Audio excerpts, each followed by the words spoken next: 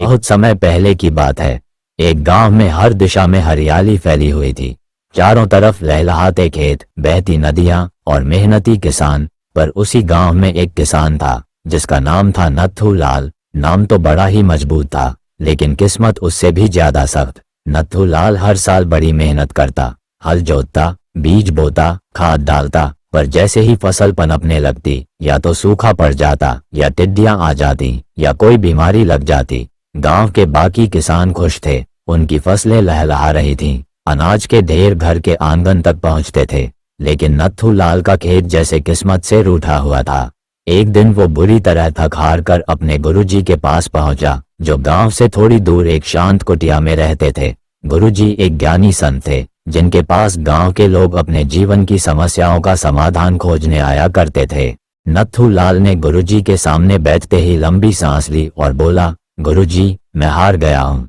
जितनी मेहनत करता हूँ उतनी ही निराशा मिलती है। बाकी सबकी फसल लहलहा रही है और मेरे खेत जैसे बंजर हो गए हैं। कुछ न कुछ बिगड़ ही जाता है। अब तो सोचता हूँ खेती ही छोड़ दूं। गुरुजी मुस्कुराए। उन्होंने आंखें बंद की, कुछ क्षण ध्यान लगाया, फिर बोले, नत्थू लाल, तेरे खेत में खजाना छुपा है। नत्थू लाल चौंका। खजाना? सच में? गुरुजी ने सिर हिलाया। हाँ, तेरे खेत में खजाना छिपा है, पर इसे पाने के लिए तुझे पूरा खेत जोतना पड़ेगा। तुझे नहीं पता कि खजाना किस कोने में छिपा है, इसलिए पूरा खेत जोत और खुदाई कर। नत्थू लाल की आंखों में एक चमक तो आई, लेकिन अगले ही पल वह बोला, गुरुजी, अगर आपको मालूम है कि खजाना है तो सीधा बताइए कहाँ है। पूरी जमीन क्यों जोतूं? अगर आप भी नहीं जानते तो मुझे कैसे मिलेगा? गुरुजी हंसे और बोले, मुझे स्थान नहीं पता, लेकिन मुझे पूर्ण विश्वास है कि खजाना वहीं है, तेरे खेत में। बस तू पूरे खेत को अच्छे से जोत दे। नत्थू लाल को बात कुछ समझ नहीं आई, लेकिन गुरुजी पर उसे भरोसा था। वह घर लौटा और अगले दिन से खेत की खुदाई में लग गया। दिन रात मेहनत की, मिट्टी हटाई, जमी हुई जमीन को पलटा, छोटे बड़े पत्थर निकाल फेंके। हफ्तों तक खेत का एक एक कोना उसने खोद डाला। 3 हफ्ते बाद थका हारा, धूल से सना हुआ नत्थू लाल फिर गुरुजी के पास पहुंचा। गुरुजी, मैंने पूरा खेत जोत दिया, सारी जमीन उलट पलट दी, मगर कहीं कोई खजाना नहीं मिला। क्या आपने मुझसे मजाक किया? गुरुजी शांत स्वर में बोले, धैर्य रखो, अब उस जमीन में बीज बो दो, समय आने पर खजाना खुद सामने आ जाएगा। लेकिन ध्यान रहे, बीज बोने के बाद उसका ध्यान भी रखना होगा, पानी देना, कीड़े न लगने देना और समय पर निराई गुड़ाई करना। नत्थू लाल थोड़ी देर तक सोचता रहा, फिर बोला, अगर खजाना बीज बोने के बाद मिलेगा तो मैं 3 महीने बाद खेत पर जाकर खजाना ही निकाल लूंगा। बीज बोने और फसल उगाने की झंझट क्यों करूं? गुरुजी ने गंभीरता से कहा, अगर फसल नहीं उगाई तो खजाना भी नहीं मिलेगा। वही फसल ही असली खजाना है। बीज बो, मेहनत कर और धैर्य रख, समय आने पर सब मिलेगा।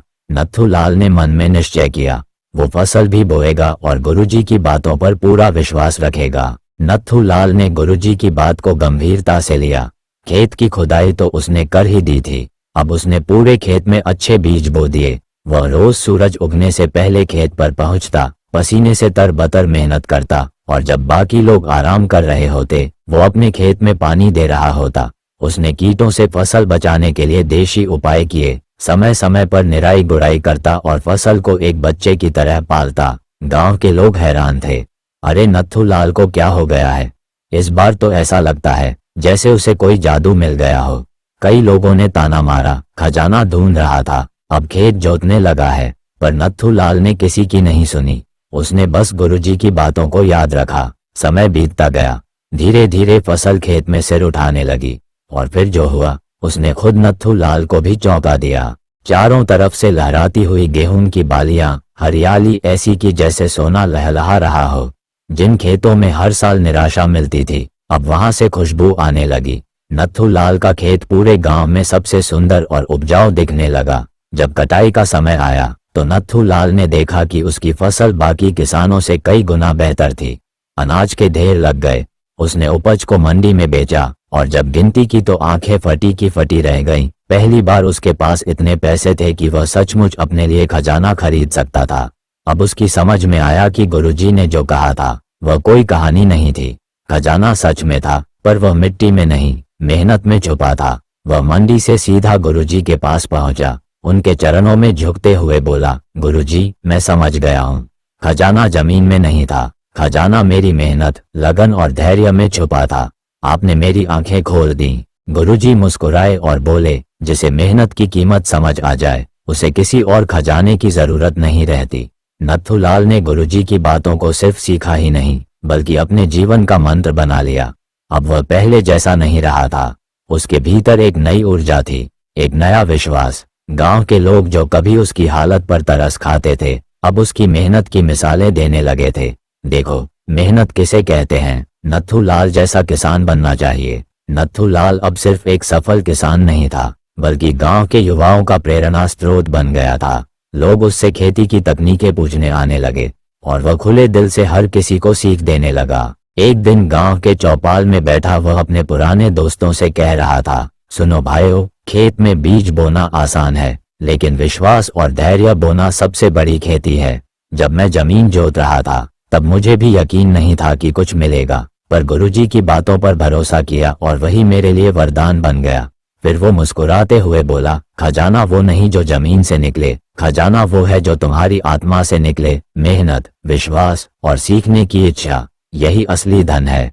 अब नथुलाल हर साल अपने खेत को उसी प्रेम से जोतता, उसी श्रद्धा से बीज बोता और हर बार उसकी मेहनत उसे और बड़ा खजाना ला कर देती। गुरुजी भी उसे देखकर प्रसन्न होते। एक दिन उन्होंने कहा, नथुलाल, अब तू खुद किसी के लिए गुरु बन गया है। तेरी कहानी आने वाली पीढ़ियों को सिखाएगी कि कोई भी जमीन बंजर नहीं होती अगर किसान का मन उपजाऊ हो। और सच में नथुलाल की कहानी धीरे धीरे गांव-गांव तक पहुंच गई। लोग उसकी मेहनत को सलाम करने लगे। उसका नाम अब सिर्फ नथुलाल नहीं रहा, लोग उसे प्यार से कहते थे, खजाना वाला किसान।